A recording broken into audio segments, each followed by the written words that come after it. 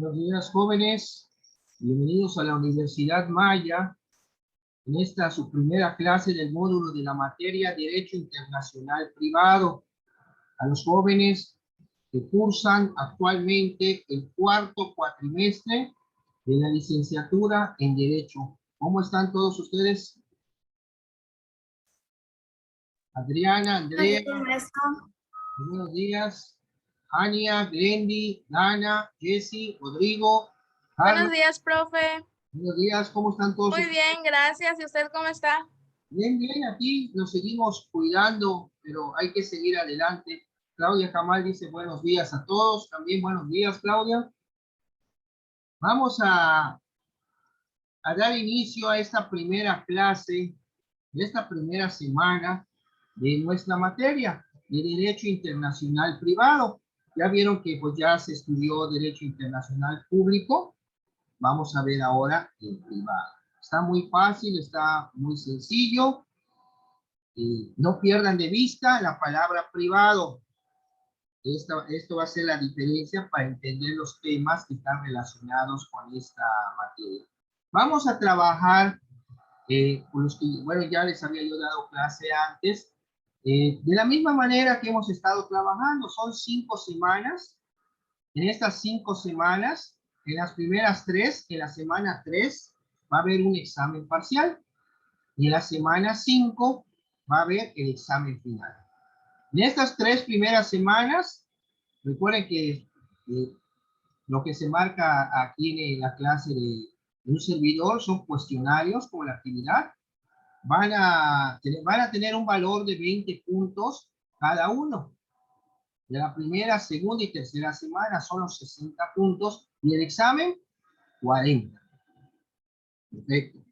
Y para las 2 últimas semanas, 25 y 25, porque el examen tiene un valor de 5. Así cerramos en parcial 100 y en final 100, y es la calificación. Siempre vamos a estar trabajando, ya tienen en plataforma su síntesis semanal de esta primera clase en PDF para que puedan responder su cuestionario de 10 preguntas sencillas. También se les menciona que el tiempo para contestar su cuestionario son 90 minutos, no 120, porque digo, es excesivo. Con 1 hora para que no se sientan presionados, pues lógicamente, de que tienen que contestar en 1 hora. Bueno, tienen 1 hora y media y con calma pueden ir viendo, porque acuérdense que tanto los cuestionarios como el examen es de un solo intento, para que no se confundan, puedan tener mayor certeza de lo que van a responder. Ya hemos trabajado anteriormente, solamente que pues el tiempo de la actividad son 90 minutos, como quien dice, 1 hora y media. Un solo intento, y para el examen sí son 60 minutos el tiempo. Para el examen es menos el tiempo. No sé si alguno de ustedes tenga alguna pregunta. Ya hemos trabajado anteriormente. Vamos a seguir con este sistema.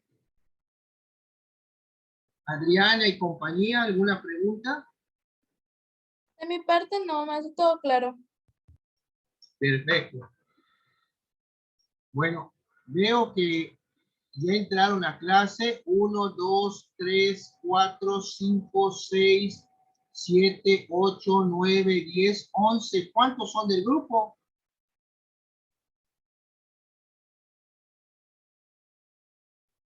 Como 23, creo. No sé. 7 creo. Bueno, aquí nada más estamos 11 en la clase de hoy, martes 14 de septiembre de 2021.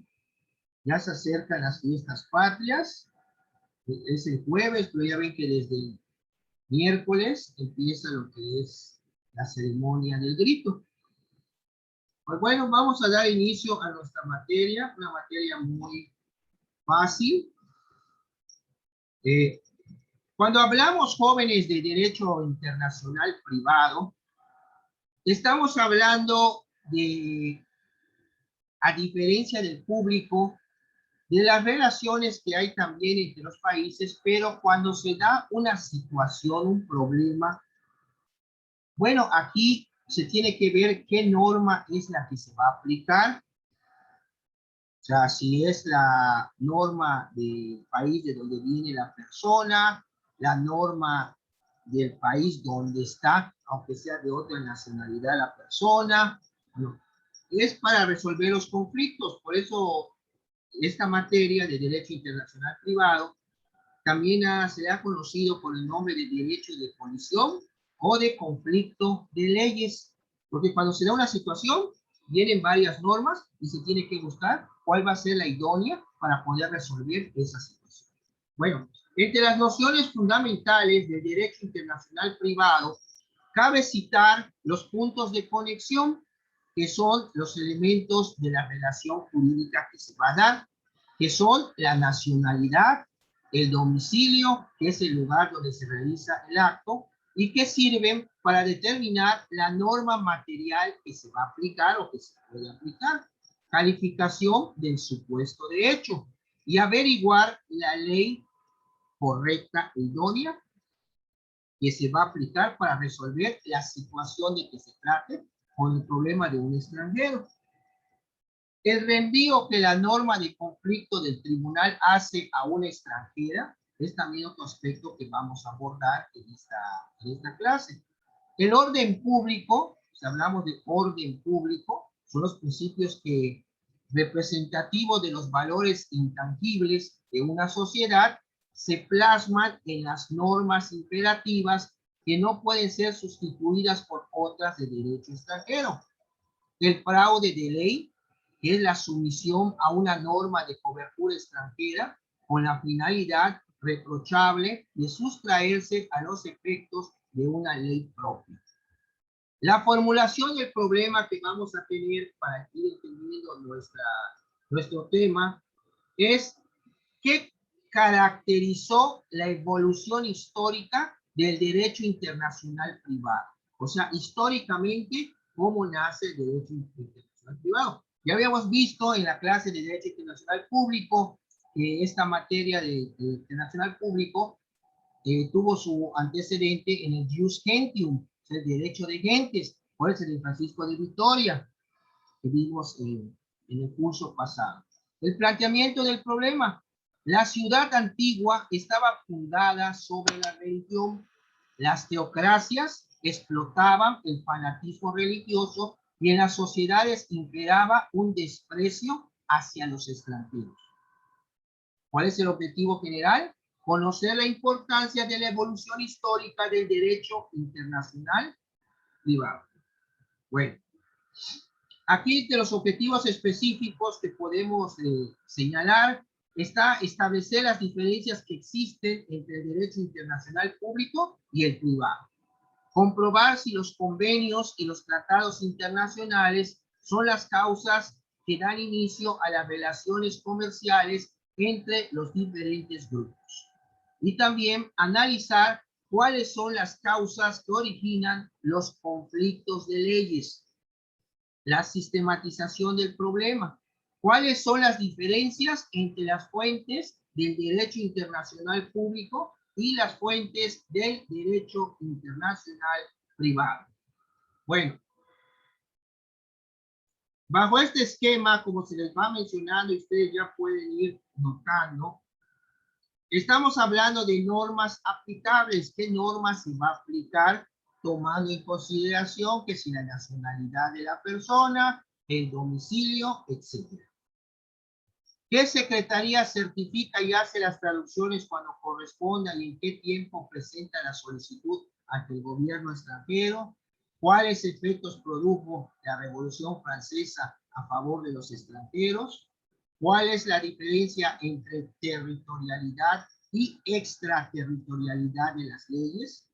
Bueno, aquí, hablando del marco teórico, podemos mencionar que el derecho internacional público, vamos a retroalimentar el concepto, lo que vimos en el curso pasado, es un conjunto de normas que rigen las relaciones del Estado y otros sujetos internacionales entre sí. y establece y determina los derechos y deberes recíprocos que les corresponden. Es por ello que el derecho internacional público designa el ordenamiento jurídico de la comunidad internacional. En otra época, como les mencioné, era conocido como el jus gentium o el derecho de gentes, una expresión con la que se aludía a la idea de un orden jurídico no escrito para regular las relaciones entre los pueblos, noción vinculada a la del derecho natural, que también tiene su antecedente en el derecho internacional público. Bueno, los sujetos por excelencia del derecho internacional público son los estados y las organizaciones internacionales. Esto haciendo una retroalimentación de lo que vimos en el curso pasado de derecho internacional público. Ahora, ¿pero qué es el derecho internacional privado? O sea, de lo que se refiere a nuestra materia. Es un conjunto de normas jurídicas llamadas a regular las relaciones surgidas en la sociedad internacional entre personas privadas.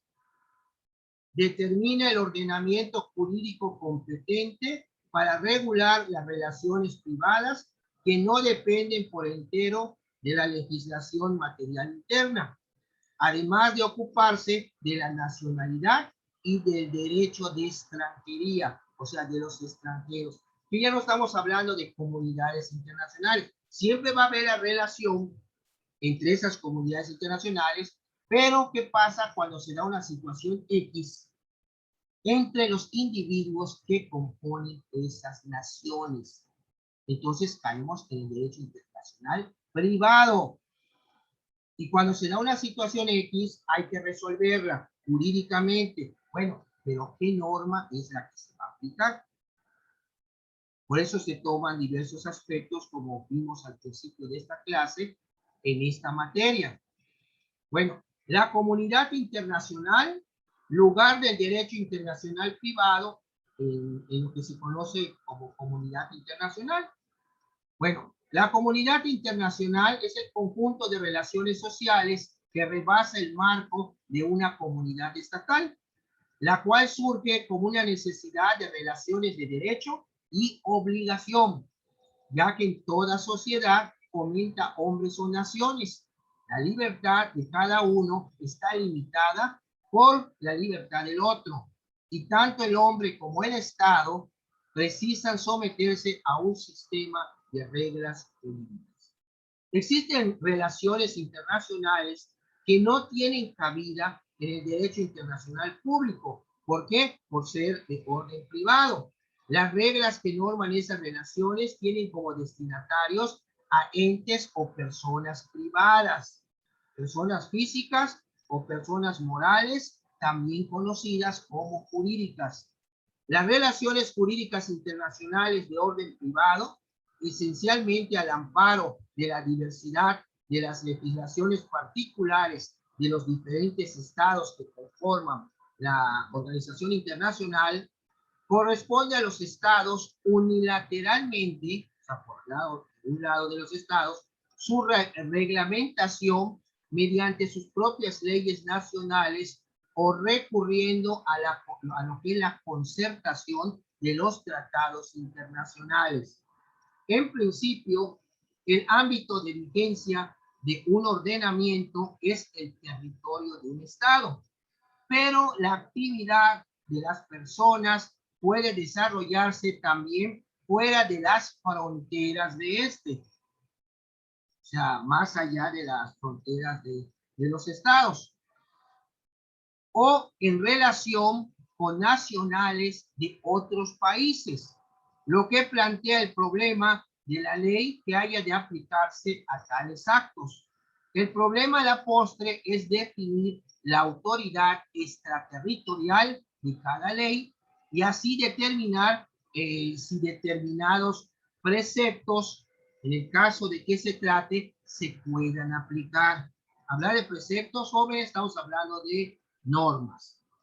Bueno, no nos vamos a referir directamente a las denominaciones hechas por los juristas americanos y europeos de 1834 hasta 1923.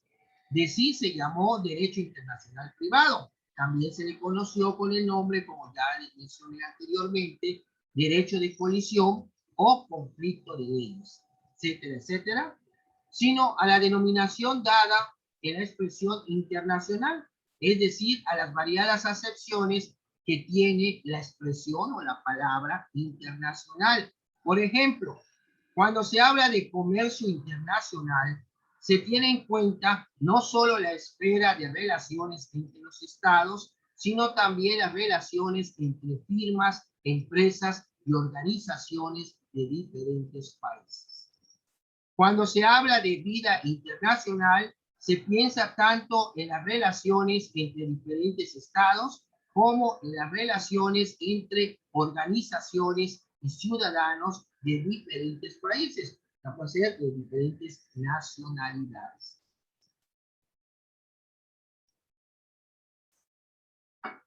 En la denominación de nuestra materia, Derecho Internacional Privado, la expresión internacional tiene otro sentido, que es regular las relaciones que trascienden los límites del sistema jurídico de un Estado nacional, en la que los participantes no son los estados, sino personas físicas y personas morales, pertenecientes a diferentes estados o naciones. Mientras que en la denominación Derecho Internacional Público, la expresión internacional tiene otro sentido, que es la de regular las relaciones entre estados, entre las naciones, constituye un sinónimo de interestatal, o sea, entre estados, entre las naciones. Aquí es referirnos siempre a lo que son las naciones, pero a sus individuos, a sus nacionales o connacionales, dependiendo su domicilio, su nacionalidad, etcétera, cuando surja un problema jurídico y entonces ver qué norma es la que se va a aplicar por estas cuestiones que rodean nuestra materia, como les dije, la nacionalidad y el domicilio. En la denominación que les mencionaba de derecho internacional privado, tiene aquí también nuestra materia un objeto de estudio. Este objeto de estudio, no pierdan de vista, es muy importante, son 4. Primero tenemos la nacionalidad, que es también que juega un papel importante cuando se da el conflicto de normas o conflicto de leyes. Otro aspecto importante o objeto de estudio de nuestra materia es la condición de los extranjeros. O sea, la situación en que está un extranjero en un país. Tenemos como número 3 los conflictos de leyes que van a surgir precisamente cuando se da una situación jurídica determinada. Y por último, los conflictos de jurisdicciones. Ver entonces qué juez es el que lo debe de conocer o que va a aplicar esa norma que es la idónea para poder resolver el asunto. Bueno, tenemos, antes de continuar, no pierdan de vista esos 4 aspectos que son el objeto de estudio del derecho internacional privado que les acabo de mencionar. ¿Cuáles son los antecedentes de nuestra materia, del derecho internacional privado? En las teocracias de la antigüedad, es decir, en las sociedades en las que imperaba la idea religiosa, se puede observar un desprecio hacia los extranjeros. Se establece una profunda desigualdad entre el autóctono, o sea, la persona que es del lugar, y el extranjero en base al criterio religioso. La religión domina los ámbitos de la vida pública y privada, dirige la evolución de aquellos pueblos en donde su verdadera cohesión como grupo sociológico se amalgama mediante reglas religiosas. A ver, jóvenes,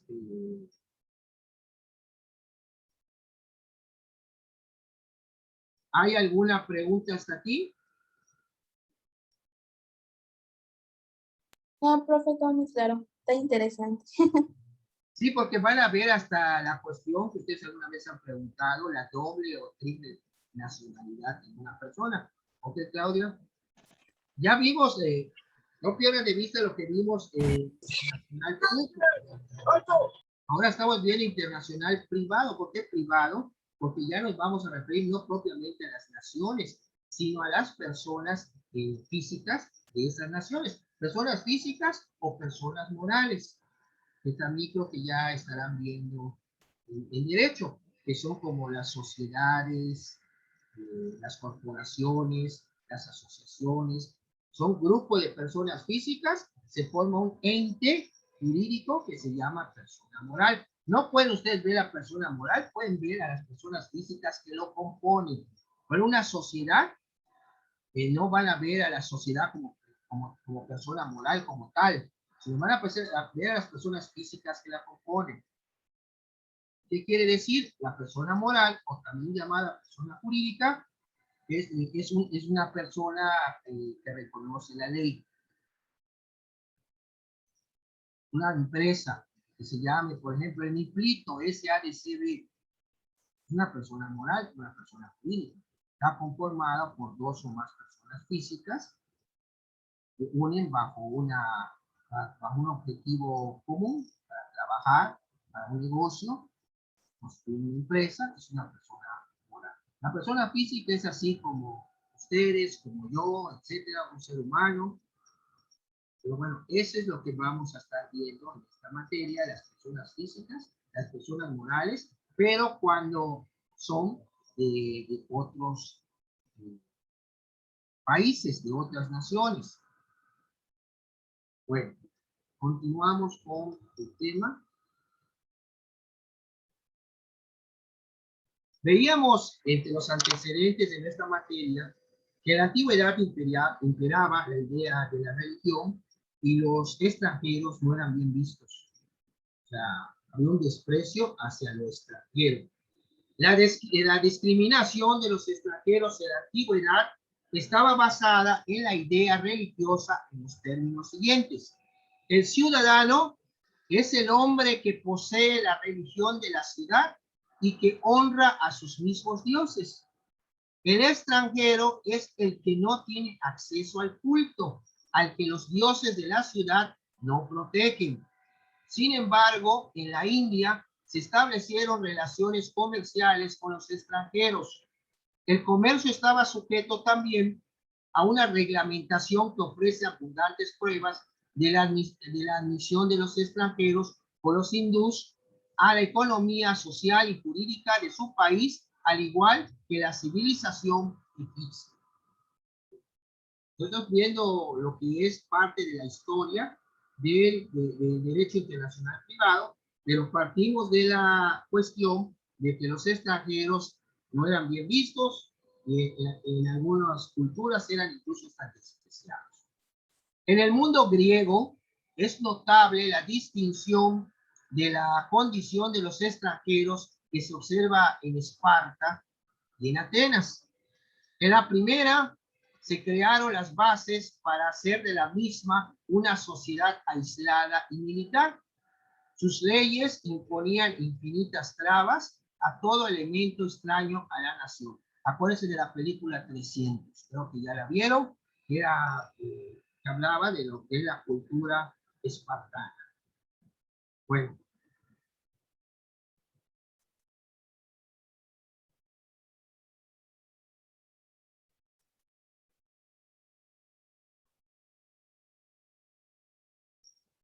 ¿Qué pasa en la Edad Media? En la temprana Edad Media, los diferentes grupos sociales y las tribus establecidas en el suelo galo conservaron sus propias leyes. En ello encontramos la manifestación del sistema de la personalidad de leyes. Cada uno seguía en este sistema la ley propia de los de su raza. El franco seguía la ley rituaria o la ley sálica. El burgundo, la ley de los burgundos, y el galo romano, la ley romana. Los extranjeros sufren graves limitaciones, no tienen bienes ni familias, incapaz de casarse con una mujer franca y de tener hijos legítimos de ella, según la ley de los francos. No pueden transmitir o recibir una sucesión en el imperio de los francos. Y la evolución de la condición de los extranjeros durante la Edad Media, eso que les acabo de mencionar es cuando empezaba la Edad Media. Por eso dice en la temprana Edad Media. El derecho de albinaje y otras limitaciones no pudieron resistir el peso de la influencia comercial debido a razones políticas. Observamos que paulatinamente, mediante decisiones unilaterales o convenios, las referidas limitaciones a que les hago mención fueron sustituidas o de plano eliminadas, dándoles capacidad plena para transmitir por causas de muerte. Los extranjeros que habían obtenido carta de ciudadanía fueron librados de la incapacidad de transmitir sus bienes. La revolución de 1789, o la francesa, vino a abolir el derecho de albinaje y el de detracción, quedando abolidos para siempre por ser contrario a los principios de fraternidad que deben vincular a todos los hombres, sea cual fuera su país y su gobierno. Entonces, por principios de fraternidad, parece que la fraternidad es hablar de hermanos. Se eliminó todo lo que se acaba de mencionar, el derecho de albinaje y el de detracción, para que pues ahí es donde prácticamente le fueron dando derechos a los extranjeros para que ya no estuvieran en esa condición que los tenían desde antes de la Edad Media. Bueno, ¿cuál era la condición de los extranjeros en las colonias europeas? La política colonial de España en materia de extranjería difería poco de la de Portugal, Inglaterra, Francia y Holanda. En el primer periodo de los descubrimientos, estas naciones implementaron en sus territorios coloniales una política extrema de hostilidad recíproca. Aún los extranjeros, llegados a la isla española, con permiso del rey, tuvieron sus trabas, sus obstáculos, y raras veces quedaron en igualdad de condiciones con los españoles. Las colonias inglesas, cuyos asientos más importantes se hallaban en América del Norte, seguían el derecho inglés. Lógicamente, pues acuérdense que Estados Unidos se formó con las 13 colonias que llegaron de Inglaterra, pero también vinieron de Holanda, de Irlanda, etcétera, y conformaron las 13 colonias de Norteamérica, lo que actualmente son los Estados Unidos de Norteamérica. ¿Alguno de ustedes me puede decir qué significan las estrellitas de la bandera de Estados Unidos? A ver. ¿Alguien me podría decir? Las estrellitas que tiene la bandera de Estados Unidos. Ya ven que tiene barras y tiene estrellas. ¿Qué significa las estrellas?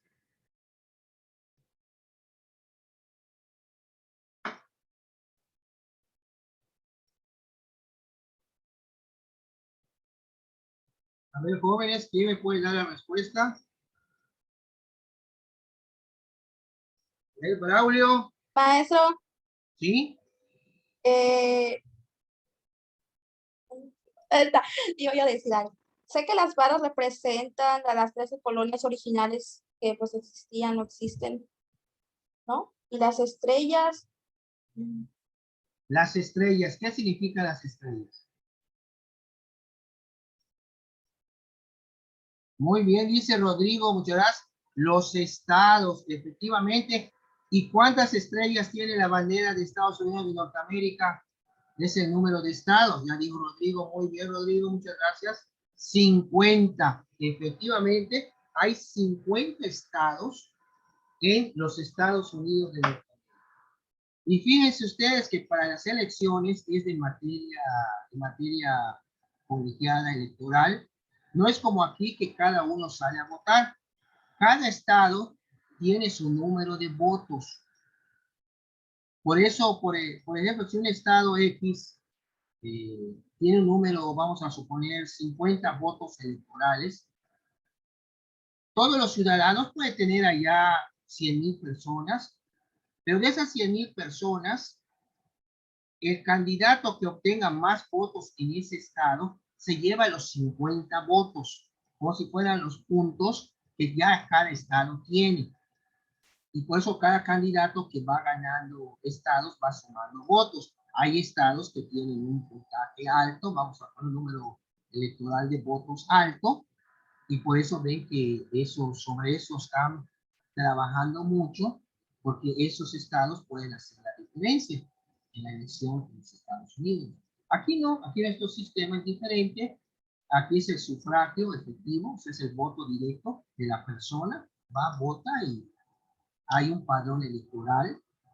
En México somos 130 millones de habitantes aproximadamente, y por el momento no tengo el dato exacto de cuántos son los que están en el padrón electoral, pero si vamos a suponer que digan que 100 millones, y de esos 100 millones salen a votar 60 millones, pues no salió todo el padrón electoral, salió solo el 60%. Y del 60%, ahí se empiezan a dividir los porcentajes de ese 60 según los resultados de la votación. Nos quedan todavía 7 minutos de este primer corte.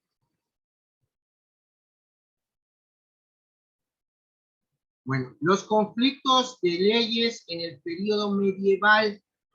En Italia, donde predominaba sobre todo a partir del siglo XIII, una civilización urbana, algo semejante a lo acontecido en Holanda a partir del siglo XVII, es decir, donde había un gran número de ciudades relativamente próximas unas de las otras, se crearon las condiciones para un intercambio comercial más efectivo que allí donde imperaba una economía puramente rural.